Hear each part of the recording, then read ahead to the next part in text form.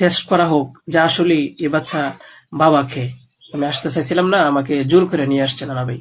যে মেয়েটা এখানে আসতে চাচ্ছিল না, তাকে কেন জোর করে আনা হলো? যে মেয়েটা তার এই নানার সাথে রাতের বেলা ঘুমায়, আমরা তাকে কন্ট্রোল করতে পারতেছিলাম না। গুরুত্বপূর্ণ এবং মর্মাহত একটি বিষয় নিয়ে কথা বলতে আসছি।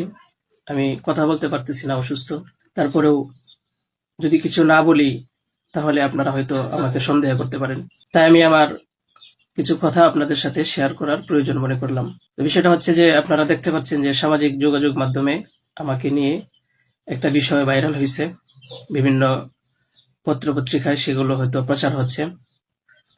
তো আমি আপনাদের বলবো যে এই বিষয়টার সাথে, যে বিষয়টা মেঘলা নামক একটা মেয়ে এবং আমার ছবি দিয়ে যে একটা অপপ্রচার করা হচ্ছে, অপবাদ রটানো হচ্ছে, এটার সাথে আমি কোনোভাবেই সম্পৃক্ত না।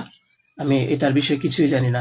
আমি যদি বলি তাহলে বলবো যে এই মেয়েটা আমাদের এখানে পড়াশোনা করেছে, গত বছর পড়েছে এবং এর আগের বছরও পড়েছে।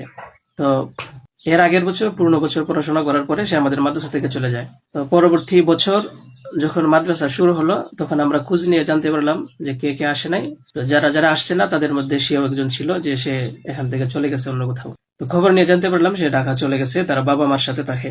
বাবা মা সৎ বাবা এবং মা অন্য কোথাও আগে বিয়ে বসছিল। তো বর্তমান যে বাবা আছে মেঘলা, তার মেয়ে না, বরং আগের বাবার মেয়ে সে। তো সে যখন ঢাকায় চলে গেল আমরা শুনলাম, তখন আমরা কিছু বলি নাই, ঠিক আছে, ঢাকায় তো পড়াশোনা বেশি হয়, তাহলে পড়ুক। আমরা আমাদের ক্লাস শুরু করে দিলাম। কিছুদিন যাওয়ার পরে দেখলাম আবার এই মেয়েটা আমাদের মাদ্রাসায় আসছে।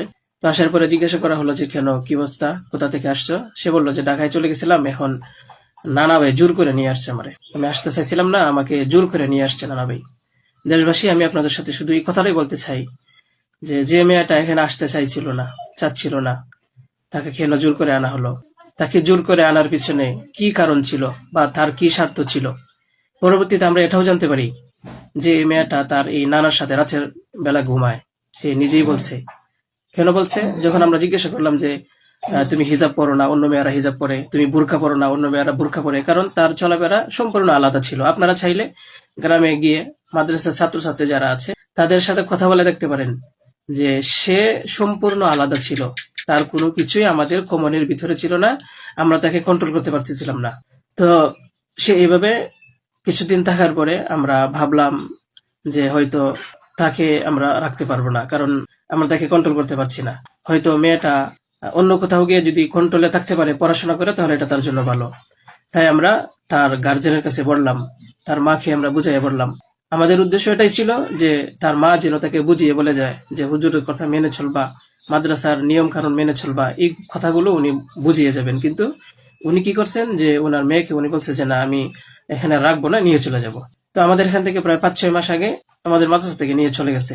হয়তো পরবর্তীতে খবর নিয়ে জানতে পারলাম সিলেটে যেখানে উনি থাকে সেখানে নিয়ে গেছে। তো নিয়ে যাওয়ার পরে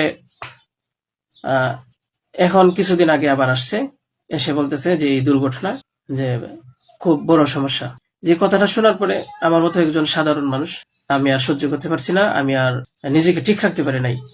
আমি একেবারে অসুস্থ হয়ে পড়ছি। কারণ আপনারা হয়তো জানেন যে অনেকেই, আমার ফ্যামিলি আছে, আমার বাচ্চা আছে, আমার বিবি সাহেব আছে, আমার আত্মীয় স্বজন আছে। আপনারা বলুন তো, আমার নামে যে বিষয়টা প্রচার হচ্ছে, এটা আমার ফ্যামিলির লোকেরা দেখে আমাকে কি বলছে, কি ভাবছে?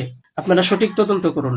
আমি কখনোই দেশের আইনের প্রতি অবাধ্য না, আমি শ্রদ্ধাশীল। দেশের আইন আছে, সে আইন সঠিক অপরাধী যে তাকে খুঁজে বের করবে।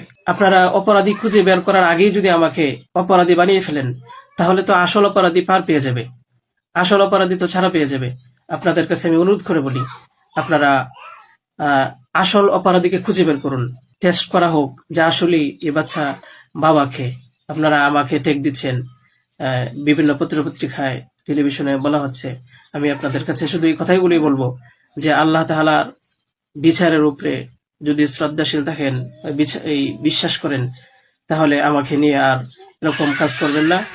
আপনারা সঠিক তদন্ত করে সঠিক অপরাধীকে খুঁজে বের করুন। আমি আপনাদের সামনে আর কথা বলতে পারতেছি না। আপনারা সবাই ভালো থাকবেন।